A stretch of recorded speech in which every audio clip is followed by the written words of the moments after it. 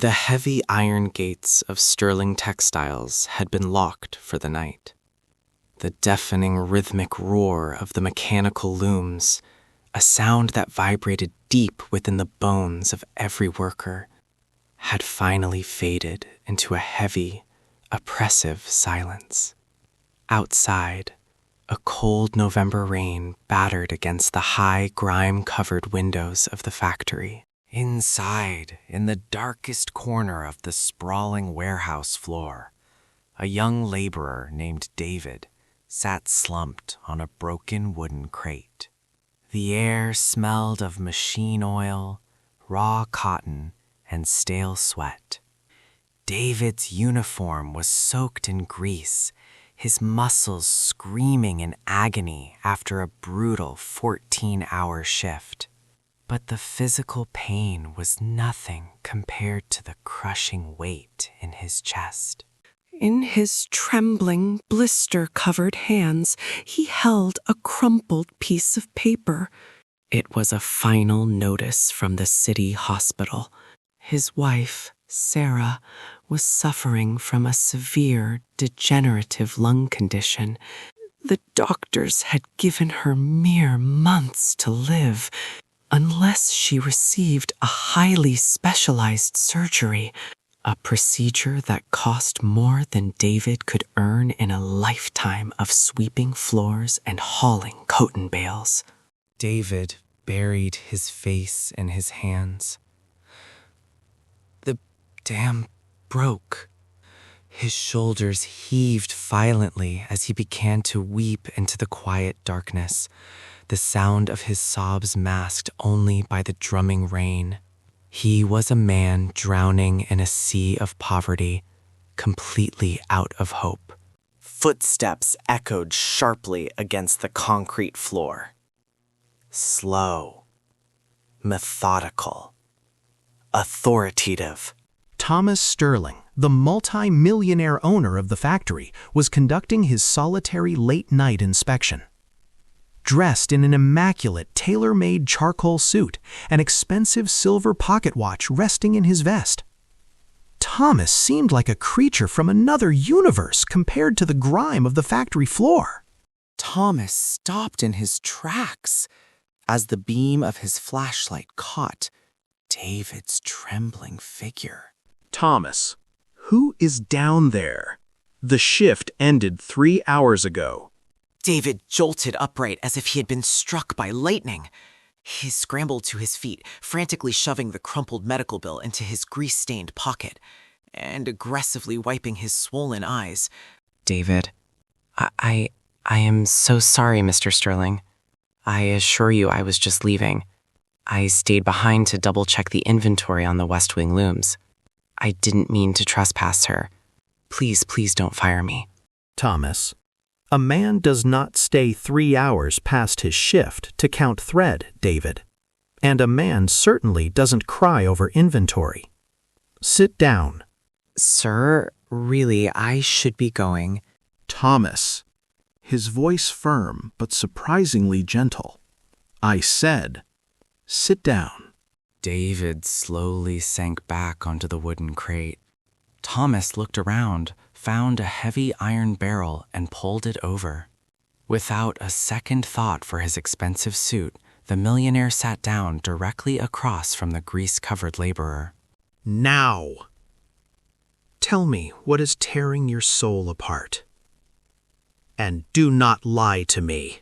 David looked at the ground, his voice trembling as he spoke.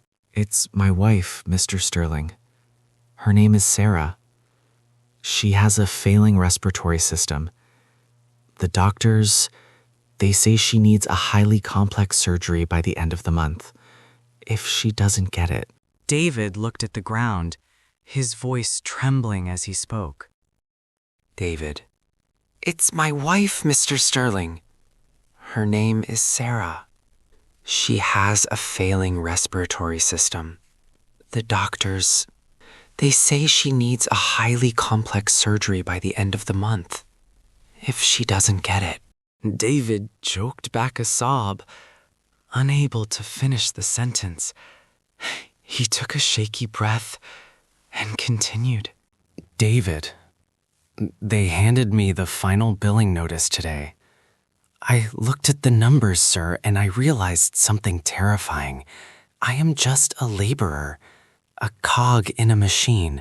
I break my back hauling your cotton. I bleed on these machines, but I will never earn enough to save the woman I love.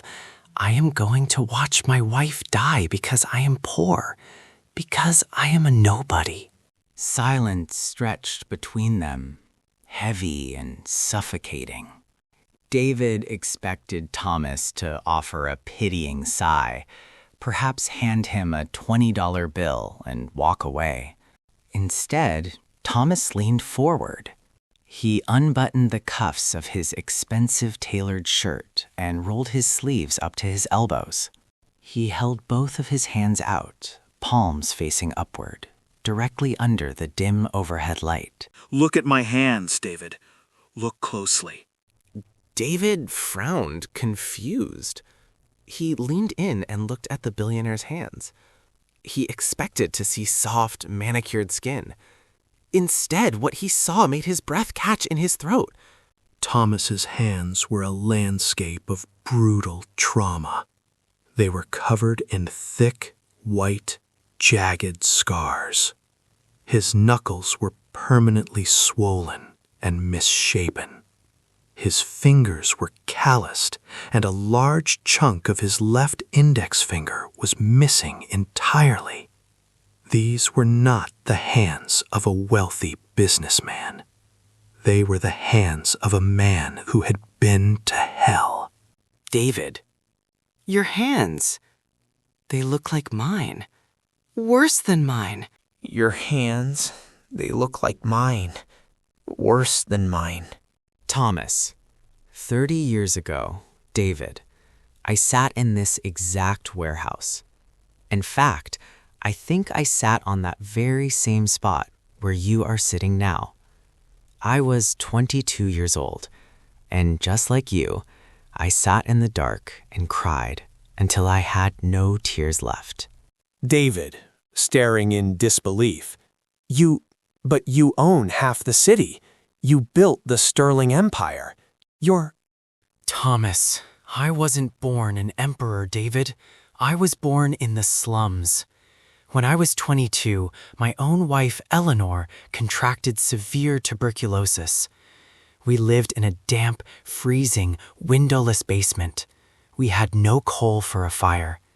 Every night, I would hold her, listening to her cough up blood, feeling her skin burn with fever. I worked 16 hours a day in this very factory, which was then owned by a cruel, ruthless man named Harrison Vance. Thomas looked away, his eyes glazing over, as the ghosts of his past filled the empty warehouse. Thomas, one night I begged Mr. Vance for an advance on my wages so I could buy Eleanor medicine. He laughed in my face. He told me that laborers were like gears, cheap and easily replaceable. He told me that if I couldn't afford medicine, my wife was better off dead. I walked back to my corner, sat down, and broke down. I felt the exact same absolute helplessness you feel right now. I hated the world. I hated the system. I hated myself for being a weak, useless laborer. David, what did you do? Did she survive? Thomas? No. The word dropped like a stone. Thomas's voice cracked slightly. A 30-year-old grief still raw beneath the surface. Thomas. She died 3 days later in my arms. I buried her in a pauper's grave because I couldn't afford a headstone. For a month, I walked around like a ghost. I wanted to throw myself into the river. But then, an intense, blinding rage replaced my grief. I realized that the world is built to keep men like us at the bottom. We are given just enough money to survive, but never enough to live. I made a vow on Eleanor's unmarked grave. I swore I would never be at the mercy of another man again. I would become the master of my own fate. David, but how? We work all day. We have no money, no education. The system is rigged against us. Thomas, of course it's rigged. But a rigged game can still be won if you learn the rules better than the people who created them. I stopped crying, David. I stopped feeling sorry for myself. I realized the secret to this world is value addition. A raw piece of cotton is worth pennies, but run it through a loom, dye it, tailor it, and it becomes a suit worth hundreds of dollars. I needed to apply that same principle of value addition to myself. Thomas leaned closer, his eyes burning with an intense fire. Thomas, when my shift ended at 8 p.m., I didn't go home to sleep. I stayed here, hiding in the shadows. I watched the mechanics. I memorized every belt, every piston, every valve of these looms. When the foreman threw away old engineering blueprints and accounting ledgers into the trash, I dug them out. I took them back to my freezing basement and taught myself to read them by the light of a single candle. I didn't eat lunch for 4 years. I saved every single penny. I learned how the factory made money, where it lost money, and how it could be run better. David, did Vance notice? Thomas, Vance only noticed his bank account. 2 years later, the massive central steam engine broke down. The entire factory came to a halt. Vance's expensive engineers from the city couldn't figure it out. They said it would take a week to order new parts. Vance was losing thousands of dollars a day. He was screaming on the floor. I walked up to him, covered in grease, and told him I could fix it in 3 hours. David, leaning forward, completely engrossed. Did he let you? Thomas, he laughed at first. Then he threatened to fire me, but he was desperate. I walked up to the engine, bypassed the broken pressure valve using a modified pipe I had designed in my head months ago, and started the machine. The factory roared back to life. Vance was shocked. Do you know what he did? David, he promoted you? Thomas, he patted me on the back, gave me a single silver dollar, and took all the credit with the board of investors. He kept me on the floor as a laborer. David sighed, shaking his head. David, that's what they always do. They take our sweat and turn it into their gold. Thomas, yes, they do. But I didn't care about the credit. I cared about the knowledge. Because a year later, Vance's gambling addiction caught up with him. He drove the factory into massive debt. The bank seized the property. They were going to shut it down, sell the machines for scrap, and leave 500 workers starving on the streets. Thomas, I took my life savings, which was barely anything, and a stack of hand-drawn blueprints for a new, highly efficient textile process. I walked into the largest bank in the state. The guards tried to throw me out because I was wearing dirty overalls.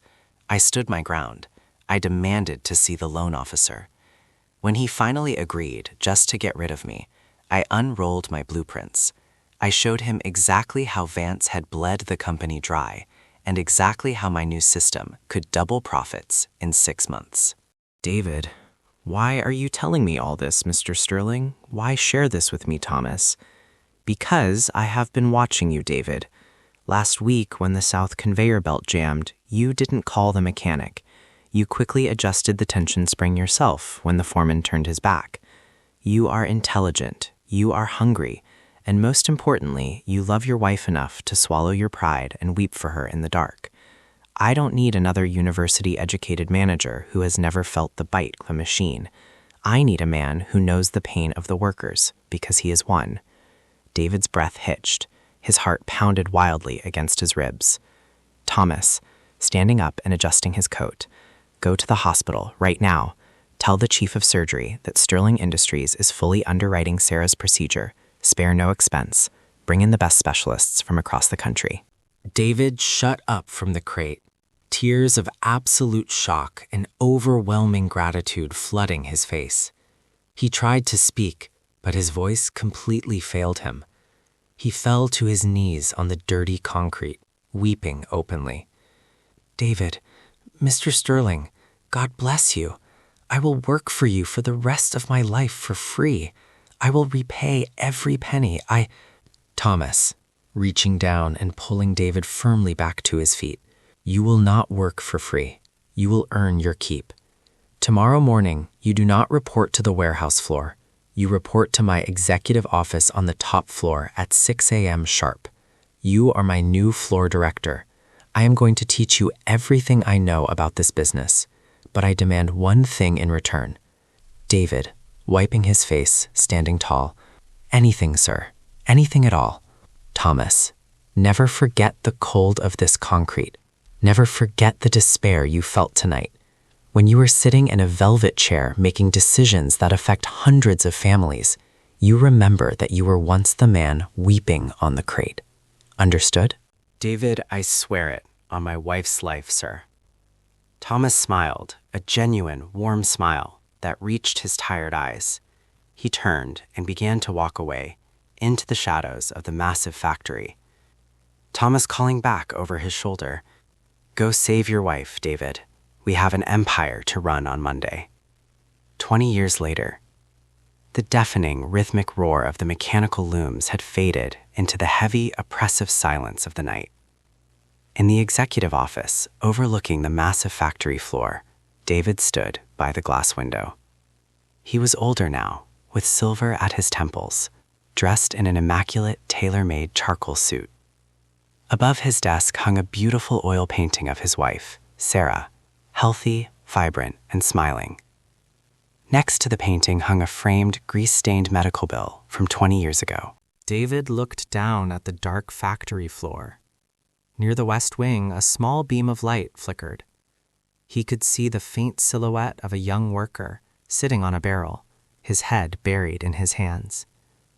David didn't call security. He didn't pick up the phone. He slowly unbuttoned the cuffs of his expensive tailored shirt and rolled his sleeves up to his elbows. He looked down at his hands, rough, deeply scarred, and permanently calloused. He smiled softly. He turned away from the window, picked up a flashlight, and began the long walk down the stairs to the factory floor. It was time to pay his debt to Thomas Sterling.